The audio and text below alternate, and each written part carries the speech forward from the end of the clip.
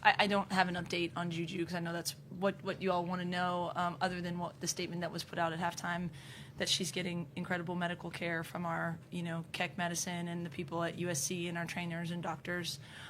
So the players don't have any update either as well. So just respectfully, I'd ask you not to ask them something that they don't know.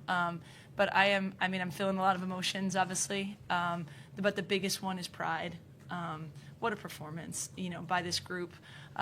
When you throw a bunch of talented people on a team, it doesn't become a team until you work through some things. And I always thought throughout the year that if we had something we had to work on, would be when things didn't go right away, we sometimes stressed out, And how about this, something didn't go right for us. You never want anyone to go down, especially someone, like JuJu that we all, lean on in so many ways. But this team rallied. They rallied for her.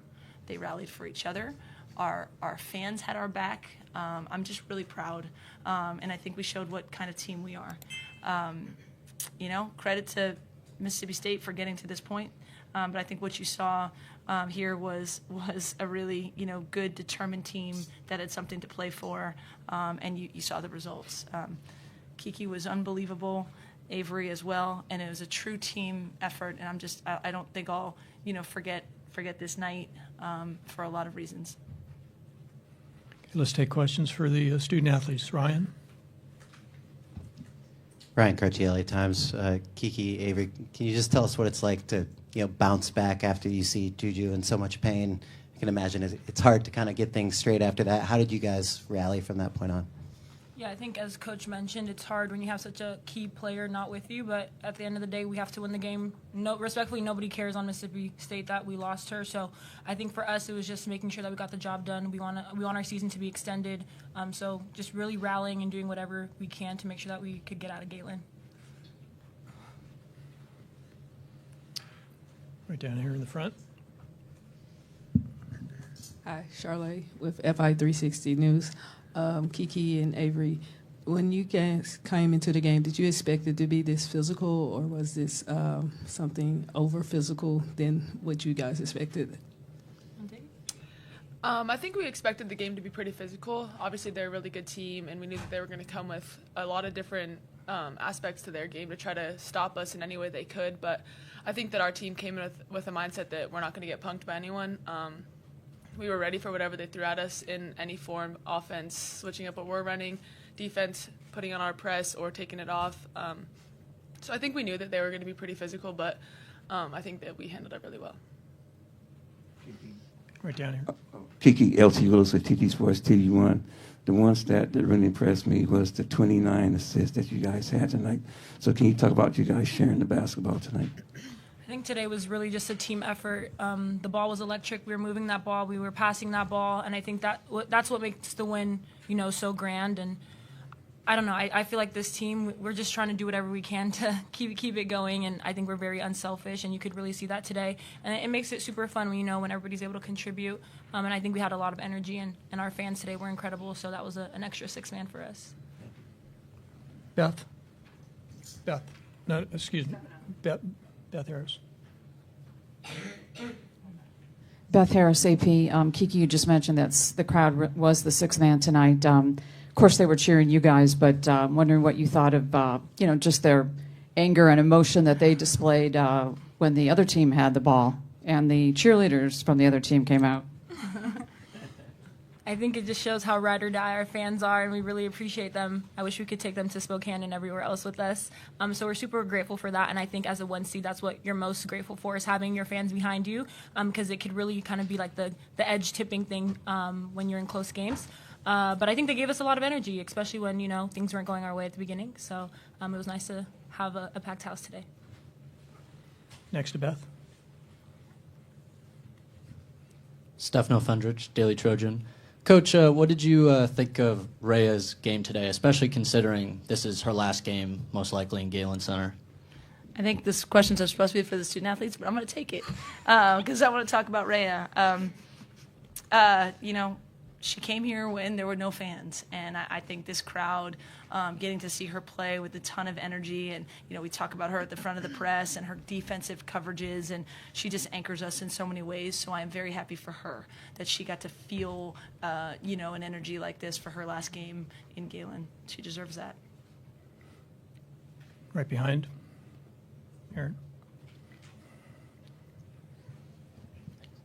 Aaron Heisen, OC Register. Avery, you guys had buzzer beaters before the end of the first quarter, second quarter, and third quarter. I think you hit the first one. You guys swarmed each other on the court after all of those. Can you talk about just like that kind of camaraderie after hitting those shots and how the bench helped you guys today? Yeah, I think that everyone on our team plays a huge role, our bench especially. We always have a lot of bench energy, which affects our energy on the floor. And then I think just the way we shared the ball tonight was amazing, and I think that it just helped fuel everyone and give energy into everyone's games. We hit more shots that way. You feel like your teammates have you. So I think that all of those buzzer beaters and even every shot, every and one, like all of that, those are energy plays for us that the bench is hyped, the coaching staff's hyped, the atmosphere in the entire gym. Whoever hit the shot, whoever passed it, everyone honestly just feels that, and I think that it's a huge momentum swing for us, and we just kept that rolling tonight, so it was great. Down the front here. Hi, Dominique Williams with Annenberg Media. This is a question for both athletes, but Avery, can you speak towards the freshman group? You guys have been the talk of the season of just how you guys prevailed and showed up in big moments like this. Can you speak towards that? Yeah, I mean, I think we have a really big freshman class, so it's been great to be super connected. We're really close, and I think that that's impacted our whole team. I think that we have a pretty big role this year, which coaches let us have, and we're prepared for most moments because of the time we're given in games and how hard we work in practice. But I think that everyone plays a super important role, and we really execute that. But I think that it's been a learning experience for everyone. But throughout this year, it's been great just being able to play alongside super great players, learning from them, and then just being able to execute on the floor. Let's go back to Beth. Beth Harris, AP. Kiki, everyone knows there's more than just one person on this team, but do you feel like maybe tonight was kind of a defining moment for you guys, that you were able to, suffer that loss early and then maybe showed people that all of us could play together and really, build some momentum off this tonight? I wouldn't say this is our defining moment. I think we've had multiple moments this season of just like team basketball. I think, if anything, the end of the season, the postseason, we've really been clicking, and it's at the perfect time. I would rather it be this way than any other way. So I think for us, it was just rallying. I think we just wanted it. We wanted it really badly. We didn't want our season to end. And as Avery mentioned, we work super hard in practice. We trust in what our coaches have for us. So I wouldn't say it's a defining moment. I think this is what we expect of ourselves. We expect to win in this tournament, regardless of if it's going our way. We have people, we don't have people. That's the standard here. Like, we expect to win. So I think for us, it's just keeping that thing the main thing. Okay, we'll do one final question over here with Amanda for the student athletes.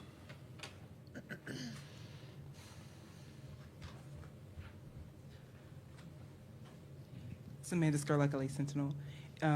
If you could talk to me about Kaylee Hickle and her energy during this game. I mean, just tell me about her as a player and how helpful she's been to you all this season. So Heckle's my roommate, so I spend a lot of time with her. She's great, and it's crazy because off the court, she's kind of quiet, but when she plays, she's not quiet at all. You will know her name. You will know who she is when she's playing. And I think she's just like the energizer, the spark that we need. Most of the times you'll see when she comes in, the game shifts for us. She's someone that's able to get us on runs. She's great defensively. She can get to the basket, call her own number. And she's just fearless. So as we've been saying, the freshmen this year are really not freshmen, and I think she embodies that as well, as does Avery and Kennedy. But she's someone who just kind of goes out there, and she's just happy playing basketball. But I think for us, she's the spark that we need in crucial moments. Okay, thank you both for coming in. Awesome. Thank you. Good luck.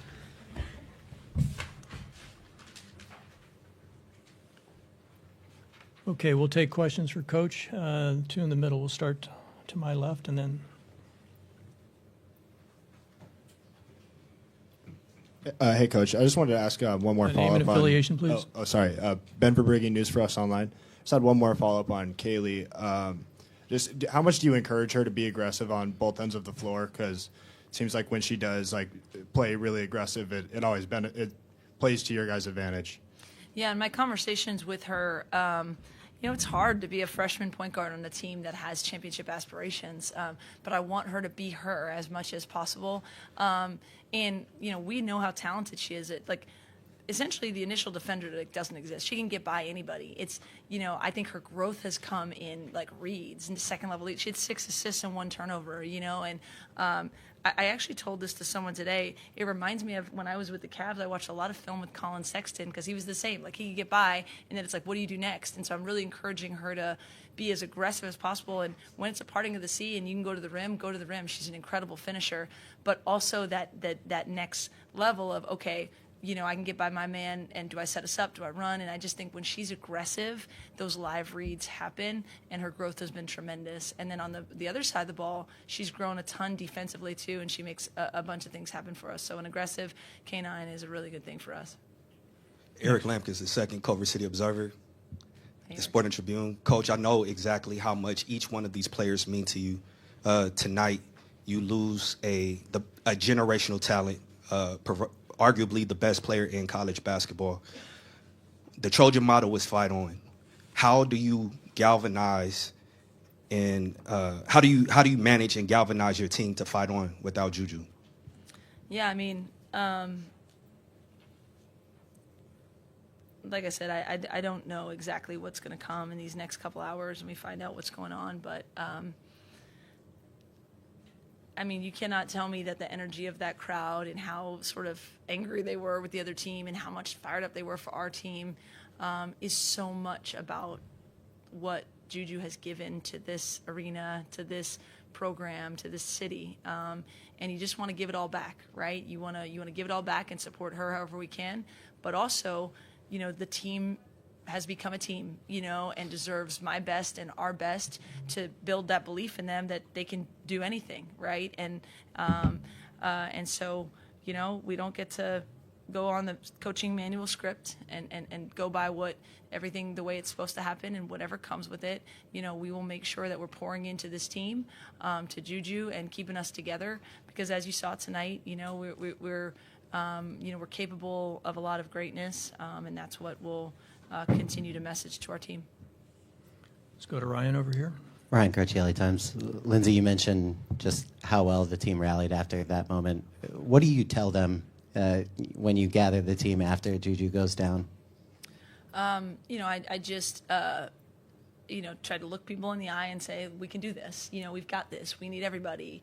Stay focused and locked in on the task at hand. But they're competitors. And that's what they are naturally want to do, have someone's back. I think they had her back. I think they had each other's back. I think stuck together and had like I said, the fans felt really a part of that too. You had to be here to feel it, I think. I don't know if people saw that through the TV, but it was a palpable thing that I think everyone wanted to step up for one another. And I just had to guide them, in that direction. Right here in the middle. Right here. Layla McKenzie, Daily Trojan.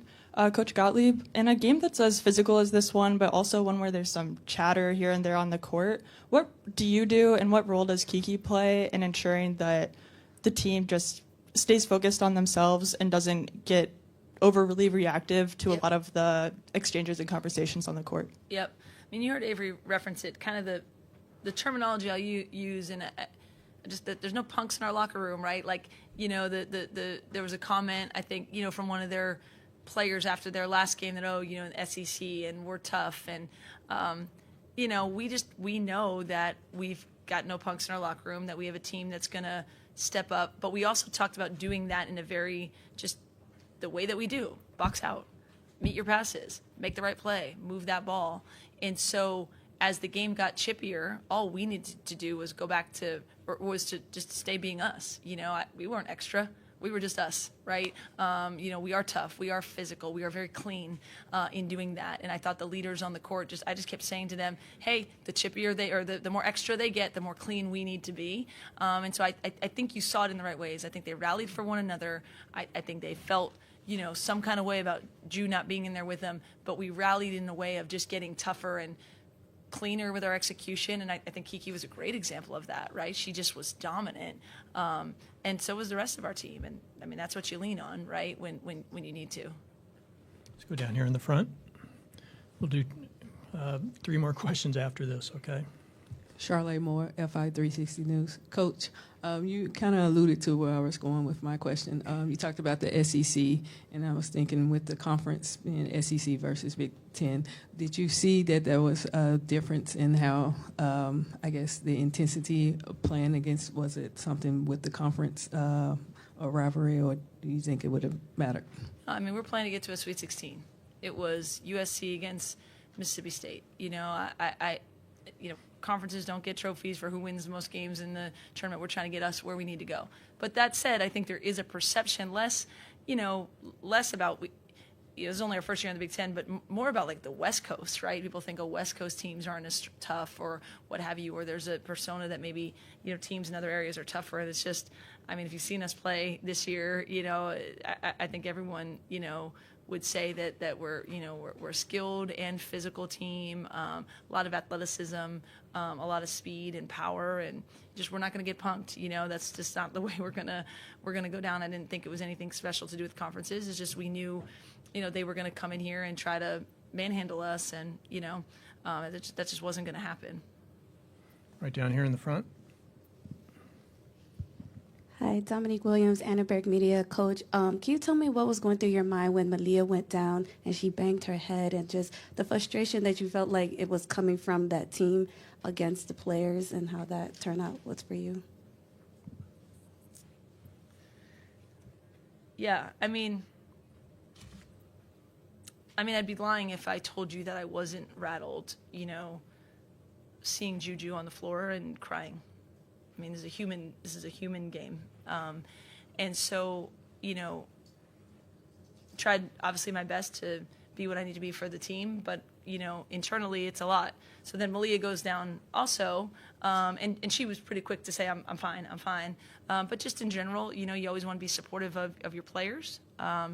Just, continue to remind the officials that, it's okay if there's 50 fouls happening, then you call 50 fouls. If there's not, then there's not. But just reminding them to keep the game at a level that, is the way we want to play it. But, this is a human proposition that we're in, and seeing one player go down the way that JuJu did was, emotional for me. So then seeing Malia going down also, I was just relieved to hear her say I'm good. Coach Connor Morris at 24/7 Sports over here. Can you describe your difference in emotions when the injury in the first quarter, but then Rhea hits the 3 and people are chanting her name and people are chanting Kiki's name. The crowd is amazing. Kaylee has that great spin. There were so many great moments tonight despite a really unfortunate one. Can you describe your difference in emotions between that early on and then at the end? Yeah, I mean, just so much pride. And I walked in there and I said, usually you're kind of jumping up and down and spraying water and you're going to Sweet 16. I said, the thing I want you to really hear me say is how proud I am of all of you. I had a quote before the last game. I was reading a quote before the game, and before the last game it was about, individual drops of water just not being the same as a tidal wave, And I think we have so many gifted, wonderful people in that locker room, up and down. We have a lot of talent. We have a lot of really good humans. But together, you can do something that you can't do as individual drops of water. And I think we felt like a tidal wave tonight. I'm obviously just heartbroken if there's a serious injury for JuJu. But at the same time, to see this place rally behind her, I hope she can at some point see just the significance that she has here that goes so far beyond just her talent and abilities. I mean, that's what's really generational about it, the way she's galvanized everyone. And then the way that her team, had her back, and also really is a team, and we've got people who are capable and willing to step up. And so that was that mix of emotions throughout the game. And,